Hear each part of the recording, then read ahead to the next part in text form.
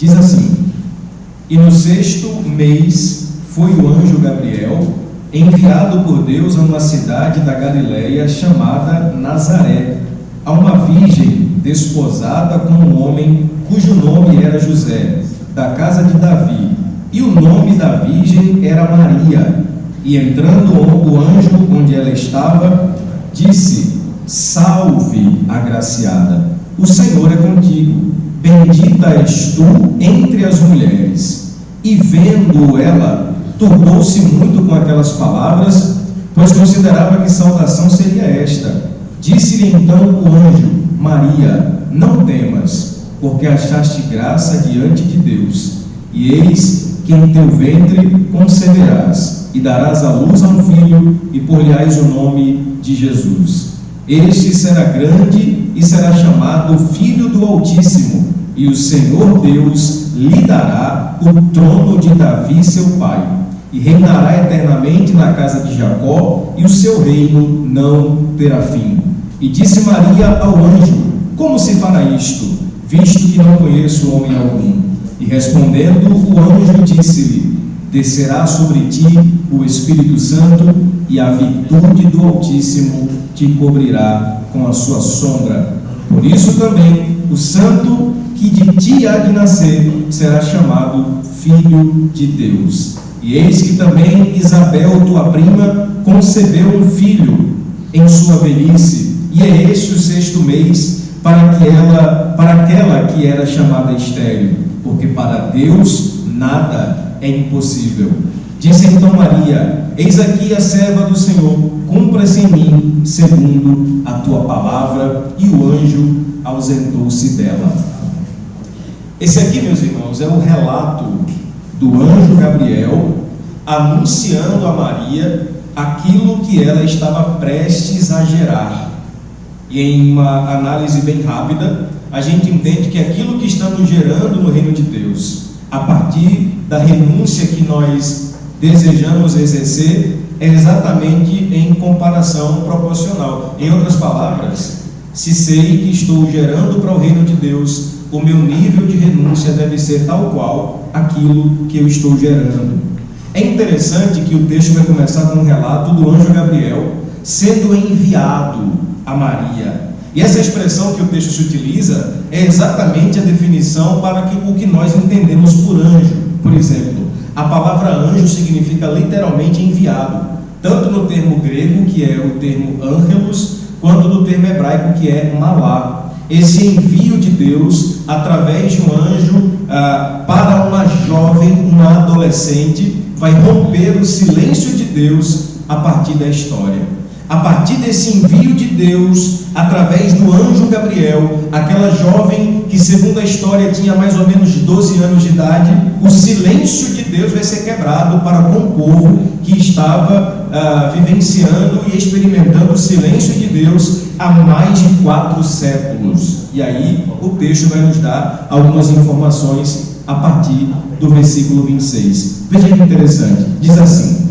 aconteceu naqueles dias que saiu melhor dizendo, versículo número 26, a partir do versículo 26, melhor dizendo, o texto vai dizer o seguinte: e fora então o anjo Gabriel enviado para Maria. E esse anúncio do anjo Gabriel para com Maria é de extrema importância para que a gente possa entender algumas aplicações que eu queria compartilhar com você nessa noite. Primeiro, o texto vai dizer que esse anjo foi enviado para essa mulher, e a informação do versículo 26 é que essa mulher estava em uma cidade da Galileia chamada Nazaré. Olha que interessante, a primeira expressão é que o anjo vai até uma mulher que estava na Galileia, em uma cidade chamada Nazaré. Aqui Lucas está estabelecendo a teologia da simplicidade, uma vez que a Galileia era exatamente sempre associada à pobreza. A região mais nobre de Judá era exatamente a Judéia, aonde estava Jerusalém, a capital do Reino Sul. A Galileia, como eu falei para você, era sempre associada à pobreza. Observe que o texto ainda vai dizer que esse anjo foi enviado não só a Galileia, mas a Nazaré. E se você observar o histórico do Antigo Testamento, nenhum profeta surgiu de Nazaré. Tanto que a piada que um dos discípulos de Jesus vai fazer é que quando se ouve falar que Jesus vem de Nazaré, o que é que ele vai dizer? Por acaso, algo bom pode vir de Nazaré? Então a teologia da simplicidade de Lucas está nos ensinando que, na verdade, o que Deus estava mostrando para Maria é que o Salvador, ele viria de um lugar improvável. E isso é tremendo, meus amados irmãos, porque Deus é especialista em tirar de coisas improváveis situações maravilhosas. O nosso Deus é o Deus dos improváveis. O nosso Salvador, ele veio de uma Galileia pobre, de uma Nazaré que ninguém conhecia, de onde menos se espera. Deus levanta o Redentor. E eu vim aqui dizer para você que sim, o Deus que levanta Redentor em Nazaré também levanta uma igreja em Aracaju. O Deus dos improváveis é o Deus da igreja. O Deus daqueles que ninguém dá nada e é usado por Ele continua sendo o nosso Deus. Essa teologia da simplicidade de Lucas que muito me chama a atenção, porque veja, ele abre a narrativa dizendo exatamente isso: o Salvador vem de um lugar improvável. É Deus invertendo a lógica. E se você prestar bem atenção, o reino de Deus, ele é subversivo à lógica vigente do mundo, porque é dando que se recebe, é morrendo que se vive, é simplesmente se entregando para encontrar esse reino de Deus. É melhor dar do que receber. Então a proposta do reino de Deus é sempre subversiva à lógica desse mundo, e de lugares improváveis Deus levanta os seus usados para a glória do seu nome. Agora veja, seguindo, Emerson, a teologia da simplicidade de Lucas, olha o que diz o versículo 27. Esse versículo 27 é muito bonito, porque ele vai dizer aí, ó: há uma virgem desposada com um homem, cujo nome era José, da casa de Davi, e o nome da virgem era Maria. Lucas é muito simples. Ele começa falando que o Salvador vem de Nazaré, da Galileia, lugar simples. Aí fala agora que ele tem uns pais na terra, e os seus pais se chamam Zé e Maria. É a teologia da simplicidade. Sabe o que é que Lucas está nos informando? É que este Deus que está para nascer é o Deus das Marias, é o Deus dos Josés, é o Deus de pessoas simples, é o Deus de gente talvez iletrada, ignorante, que não tem preparação, mas Ele é o nosso Deus. É o Deus que habita em coisas simples, é o Deus de igrejinhas como essa. É o Deus que manifesta o seu poder exatamente para confundir os grandes e habita em coisas pequenas, em coisas extremamente simples. Agora veja que tremendo, meus amados irmãos. José e Maria, oriundos da Galileia de Nazaré, teologia da simplicidade. Mas há uma informação no texto que a gente não pode deixar passar batido. Olha o que o texto vai dizer, versículo 27 ainda: há uma virgem desposada com um homem, cujo nome era José, da casa de Davi. Olha que tremendo. Apesar de José ser quem era, um homem simples, carpinteiro, uma atividade simples, o detalhe é que ele era descendente do trono de Davi, ou seja, ele no mínimo era um príncipe por herança. Então nós estamos diante aqui de um homem que vivia de um modo simples, mas que era da linhagem do maior rei da história que Israel já conheceu, Davi. Sabe o que isso nos anuncia? É que na configuração do reino, José é um tipo de rei anônimo. É um rei que não é aplaudido, não é ovacionado, não tem nome de rei, né? O nome de rei é Arthur, né? José tem nome simples, mas é simplesmente alguém que está na linhagem do maior rei de Israel. Em outras palavras, a configuração de reino não é ser rei de uma nação, é ser líder da sua casa, porque José foi um homem de muita hombridade para liderar o seu lar, para a missão a qual Deus lhe confiou. Como meu coração, meus amados irmãos, se enche de alegria nessa noite, para dizer que o reino de Deus é esse reino de pessoas simples que farão coisas extraordinárias, porque nós temos um rei que nos faz líderes, não de nações, mas de pequenos lares, de pequenos grupos, e Ele está ali abençoando o trabalho das nossas mãos. Que texto maravilhoso, meus irmãos, que texto bonito. Agora veja, vai ficar mais bonito ainda, porque no versículo 28 o anjo aparece a Maria e olha que coisa inusitada. Ele aparece a Maria com uma saudação, e se você prestar bem atenção, é uma saudação seguida de elogio. O que é que ele vai dizer para ela? Salve, agraciada. Primeiro ele vai dar a saudação, salve, e depois o elogio, agraciada. O que é que ele está falando? Ele está dizendo assim, ó, olá Maria, cheia de graça. Agraciada é exatamente essa ideia de alguém que foi abraçado, encharcado pela graça de Deus. O que o anjo está dizendo é: Maria, o que você vai gerar não é obra sua, não é sua capacidade, mas é obra divina. Por isso, Maria, você foi contada através dessa graça. Aí veja, o anjo vai elogiar Maria, o anjo vai dizer: Maria, salve, agraciada. E geralmente, irmãos, nós nos iludimos com elogios, sim ou não? Quem não gosta de ser elogiado? Ainda mais com o anjo. Já pensou o anjo aparecer agora para você e falar assim: salve Emerson, agraciado, cheio da graça? Já pensou, Diogo? Aparece um anjo e fala: ô Diogo, você, cara, é cheio da graça. A gente ficaria iludido com o elogio. Maria não. Olha a teologia da simplicidade em Maria. Olha o que diz o versículo 27. Perdão, meus irmãos, versículo 29. Olha a resposta de Maria para o elogio do anjo.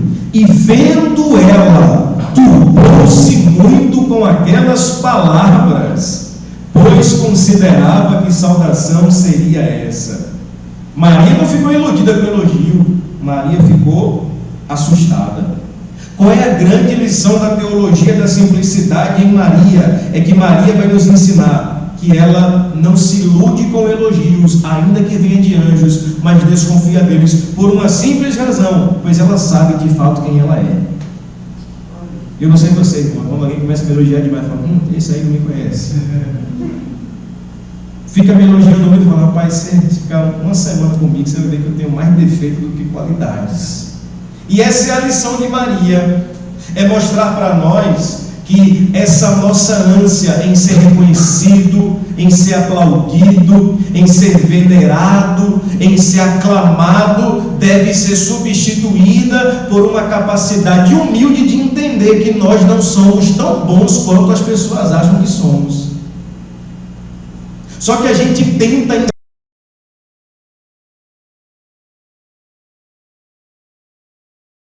agraciado, ou seja, não é o que você faz, é o Deus que te achou e te viu. Graça, Maria. Irmãos, que o Senhor limpe de nós todo desejo de aplauso, que o Senhor retire de nós todo o desejo de sermos quem nós não somos. A resposta de Maria é tremenda. Ela fica assustada com a saudação, porque ela olha para ela e fala: eu não sou digno disso.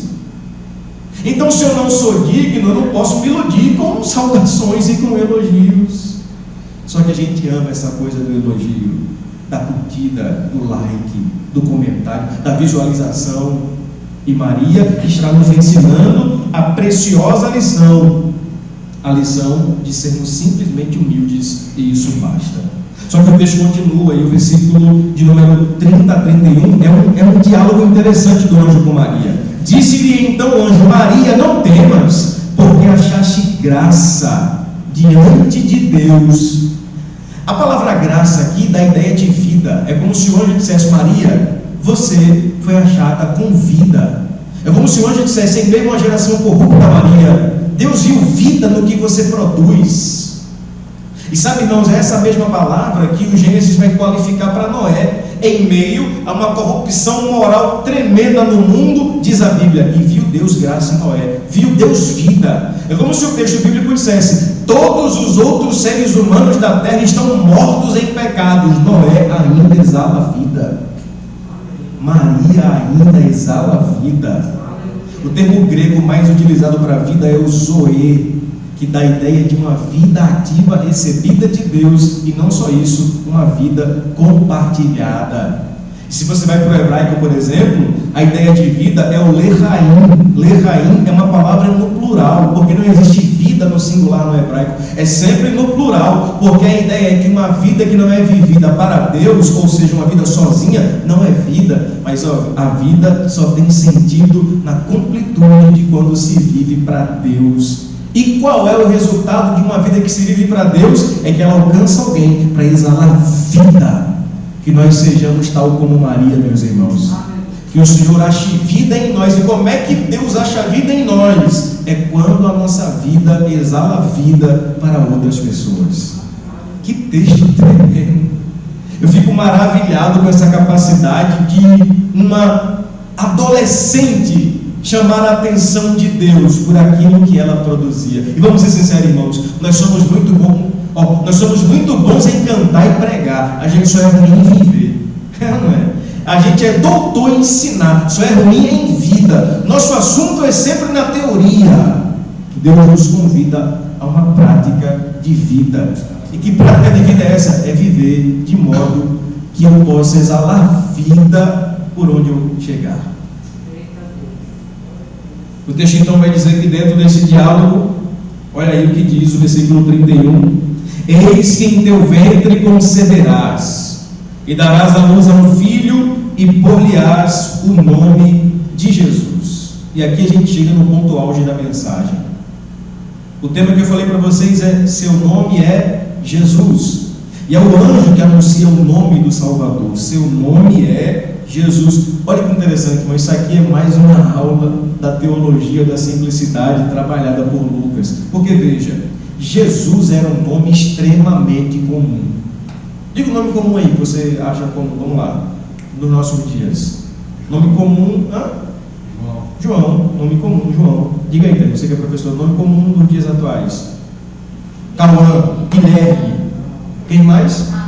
Atos. Nome comum, a gente encontra toda hora, né? Esses nomes aí. Quer ver um nome comum? Um nome extremamente comum? Não, você não é comum não, você é meio diferente. Mas quer ver um nome extremamente comum nos nossos dias?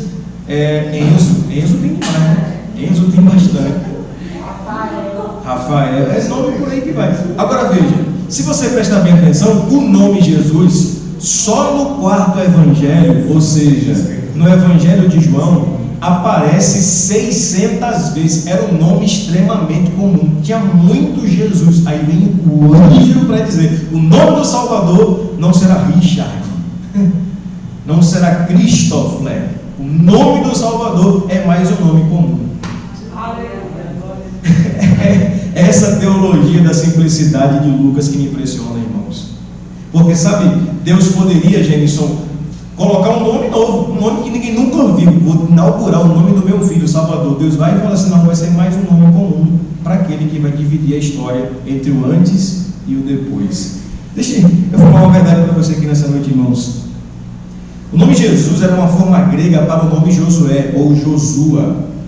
Deus escolheu um nome humano e divinamente simples para o seu filho. É essa humanidade de Jesus que me deixa impressionado, Salvador. Esse Jesus que é tangível, acessível e alcançável. É um Jesus que, quando veio, ele vai nos levar ao pensamento de que o Deus que criou céus e terras um dia segurou na mão de Maria e com medo pediu ajuda.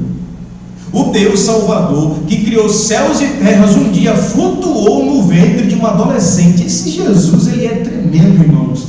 Não porque ele aparece com poder, com pompa, mas porque ele aparece como gente. Gente sendo gente. E como diz um pastor que uma certa vez eu ouvi, em Jesus Deus se fez gente para mostrar para a gente como deve ser gente.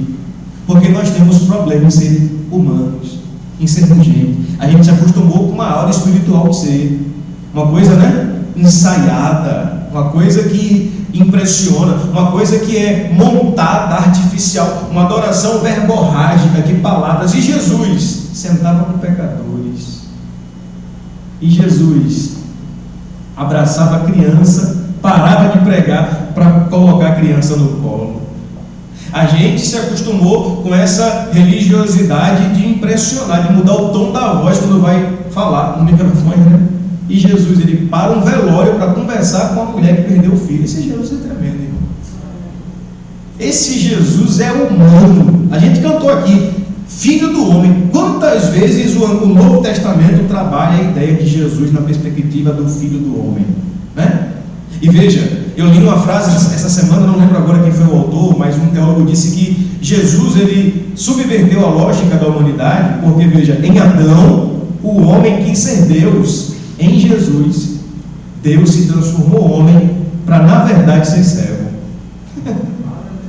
E se você prestar bem atenção, a nossa inclinação adâmica é para que a gente sempre seja Deus. Nós queremos ser Deus de alguma coisa, seja de nós mesmos ou Deus do outro. Mas veja, em Adão, o homem quis ser Deus. Em Jesus, Deus se transformou homem para, na verdade, ser servo. Então essa humanidade de Jesus, essa simplicidade de Jesus, que me encanta e que me chama muita atenção. O texto vai continuar para a gente concluir, no versículo 33 vai dizer assim, que o anjo anuncia a Maria: este será grande, versículo 32, e será chamado Filho do Altíssimo. O Senhor Deus lhe dará o trono de Davi, seu pai, e reinará eternamente na casa de Jacó, e o seu reino não terá fim. A gente cantou isso aqui agora. Sabe por que o anjo está falando isso aqui?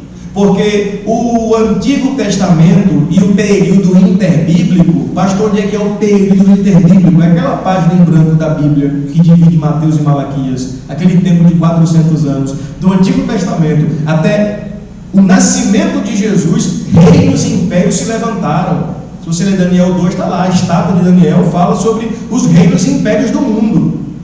Império Babilônico, quem foi que reinou? Nabucodonosor. Império Persa, quem reinou? Dario. Império Grego, Alexandre o Grande. Império Romano, com os imperadores. Então o mundo estava acostumado com reinados e impérios que se levantavam e um homem dominava o mundo inteiro. Aí quando o anjo aparece a Maria, ele fala: esse reino que o seu filho vai gerar é um reino que jamais terá fim. Por quê? Porque todos os outros reinos se levantaram, mas ruíram, caíram. O reino de Jesus é eterno, pois ele subsiste na eternidade. O que é que o anjo está dizendo a Maria? É que o reino de Jesus é um reino eterno. E Jesus vai dizer para os seus discípulos que estavam acostumados com a ideia. Já parou para pensar que quando Tiago e João falam assim: Senhor, quando o Senhor for entrar no seu reino, a mãe dele fala, né? A mãe de Tiago e João fala assim: Senhor, quando entrares no teu reino, quando o seu reino chegar, olha a visão dela, estava lá em Nabucodonosor, né? Quando o seu reino chegar, coloca os meus filhos uma à direita e outra à esquerda. O que ela está pensando? Eu sei que o Senhor vai dominar o mundo, como Nabucodonosor, como Alexandre o Grande. Então, quando o Senhor dominar o mundo, coloque uma à direita e outra à esquerda. Ou seja, faça um senador, promotor, mas olha, eu quero os dois lá reinando contigo. Aí Jesus falou assim: ó, vocês não sabem de que espírito vocês são. Porque ela estava acostumada com um homem que ia dominar o mundo. Ela pensava que Jesus dominaria o mundo. E Jesus falou assim: ó, meu reino não é desse mundo.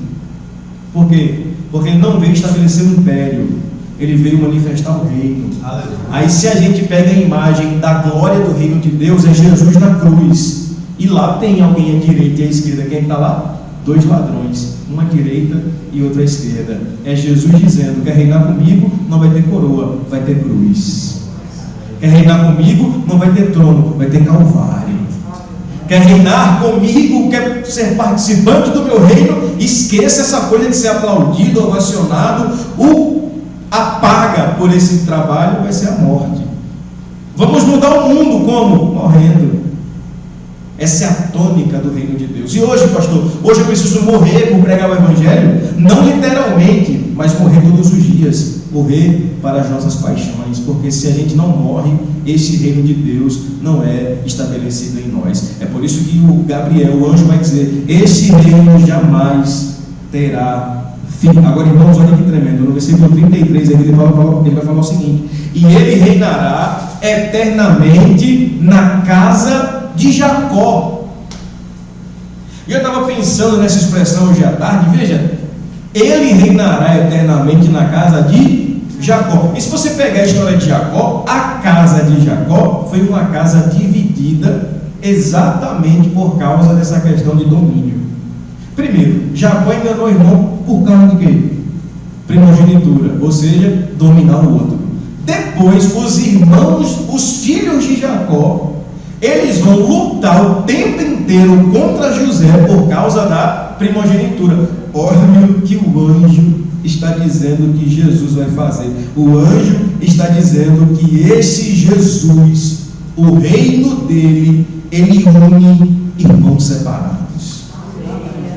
O reino que esse Jesus estabelece é um reino tão diferente do que se foi acostumado durante milênios, que agora este reino, o reino de Jesus, é um reino que simplesmente subverte a lógica e une irmãos separados, une desafetos, une desavenças, e nele a restauração de casas acontece.